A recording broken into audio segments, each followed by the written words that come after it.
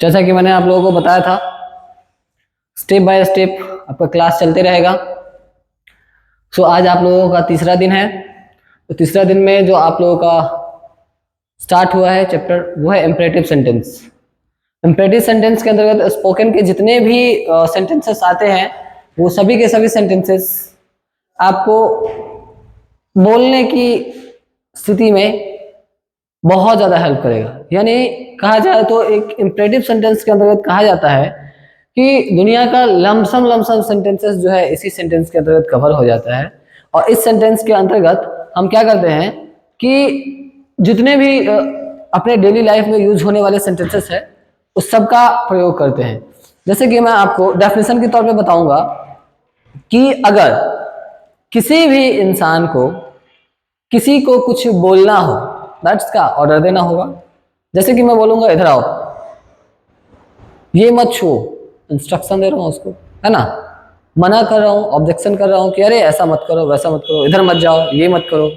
या फिर किसी से मैं बोलूँ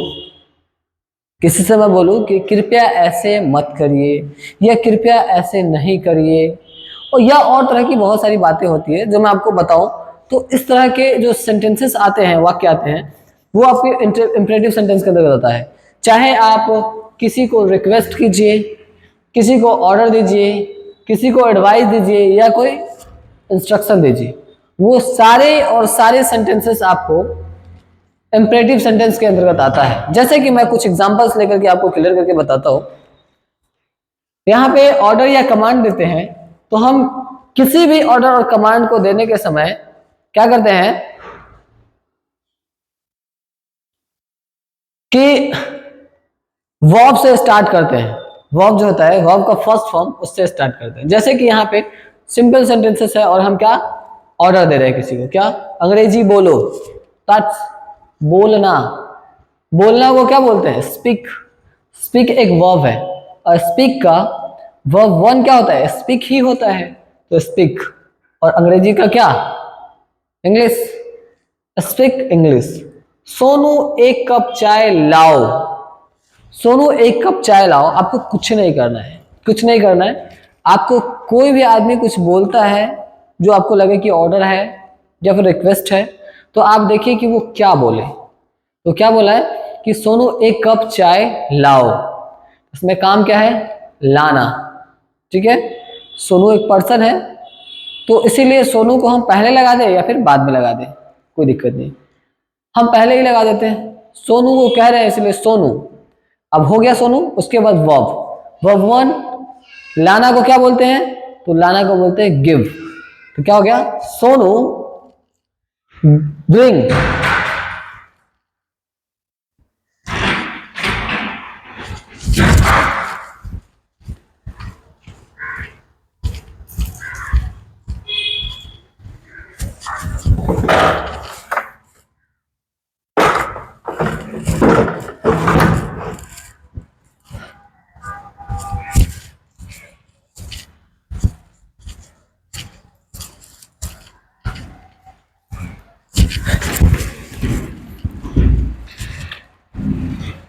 जैसे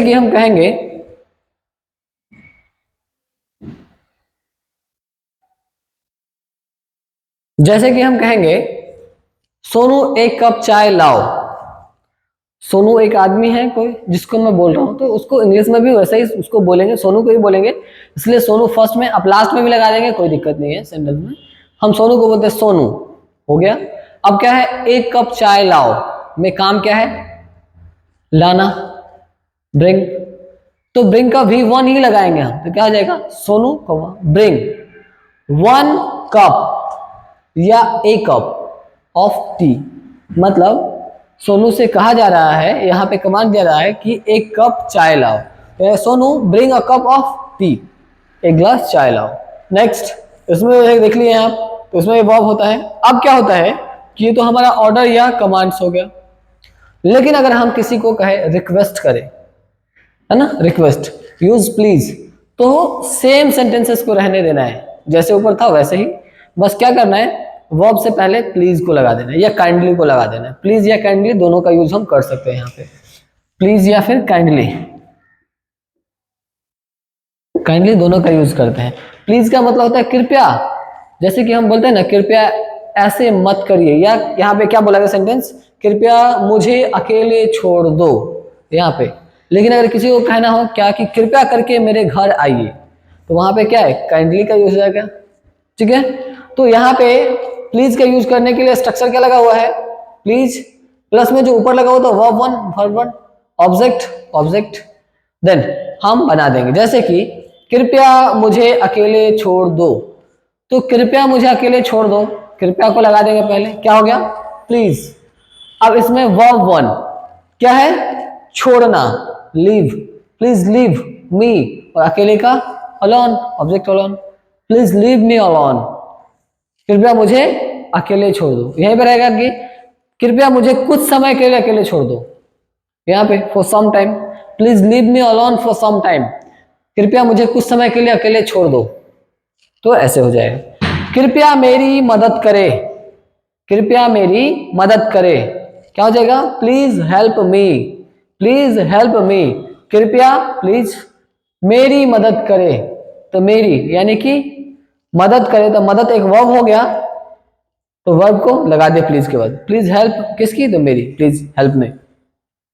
उसके बाद में बात करूं आपको कि अगर इस सब को कोई मना करे, जैसे कि यहाँ पे ऑर्डर और कमांड दिया, बोला ना कि अंग्रेजी बोलो, कमांड है, लेकिन अगर कहे कि अंग्रेजी मत बोलो, तो क्या हो जाएगा, डोंट लग जाएगा।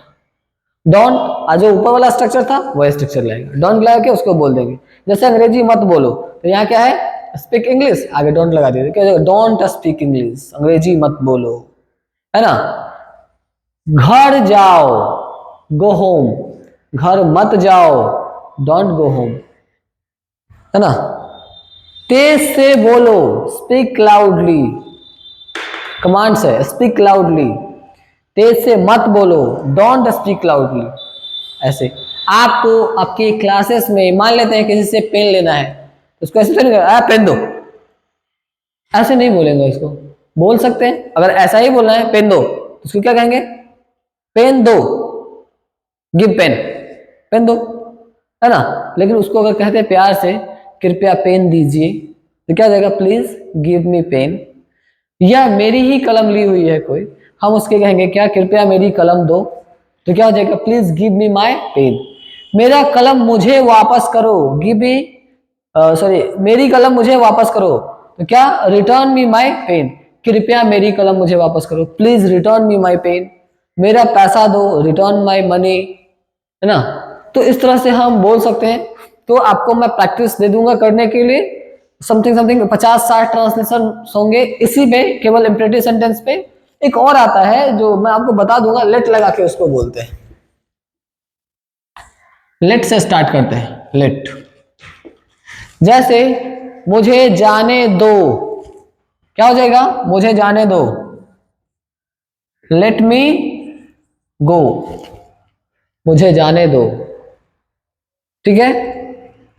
उसे जाने दो, लेट मी हिम, सही, लेट मी गो, तो यहां क्या हो जाएगा, लेट हिम गो, उसे जाने दो। यहां पे थोड़ा सा आप देखेंगे क्या हो गया है कि लेट वाला जो ट्रांसलेशन आता है ना, तो वो लेट लगा के बनता है, लेकिन उससे पहले अगर कोई हमारा प्रोनाउंस आते हैं तो उसको हम बोल सकते हैं, है ना। लेट मी गो, मुझे हंसने दो, लेट मी लाफ, मुझे रोने दो, लेट मी विप, ऐसे करके बोलते हैं लेट लगा के, ठीक है। तो ये तरीका होता है। कुछ और सेंटेंसेस आ जाते हैं इसमें जो आप थोड़ा सा मॉडर्न तरीका से बोल सकते हैं, जैसे कि अगर कोई चीज की हैबिट्स है आपको, तो हमेशा और हमेशा मैं आपको सटीक तरीका बताता हूं, आप उसको बोलने के लिए क्या कीजिए, नॉर्मल साइक लीजिए, क्या, KICK, kick out the habit और डैश, समझ रहे हैं इसका मतलब क्या होगा। जैसे बोलते हैं क्या, चाय पीने की आदत छोड़ दो। चाय पीने की आदत छोड़ दो मतलब क्या, सीधा बोलेंगे क्या, kick out the habit of take tea. चाय पीने की आदत छोड़ दो। गाली देने की आदत छोड़ दो, kick out the habit of abuse. झूठ बोलने की आदत छोड़ दो, kick out the habit of tell a lie. Simply बोल सकते हैं। इंग्लिश इतना आसान है, इतना आसान है, मैं कहता हूं आप लोग 60 दिन बताया हूं मैं आप लोगों को, आप लोग अगर 20 डेज सही से अगर कवर करते हो, 20 डे में आपका कंप्लीट हो जाएगा इंग्लिश बोलना, बस प्रैक्टिस रह जाएगी। ठीक है, वो मैं करवा दिया करूंगा। तो इस तरह से बोल सकते हैं। अब यहाँ पे तो ये हो गया, कभी कभार होता है ना कि अगर एक और आता है इसमें टर्म्स, ये तो मैंने बता दिया, लेट आगे है, किक आउट द हैबिट्स। एक और आता है आपका, ये पहला हो गया, अगर ये दूसरा हो जाए मैं तीसरा बता दूं, एक होता है ड्यू टू।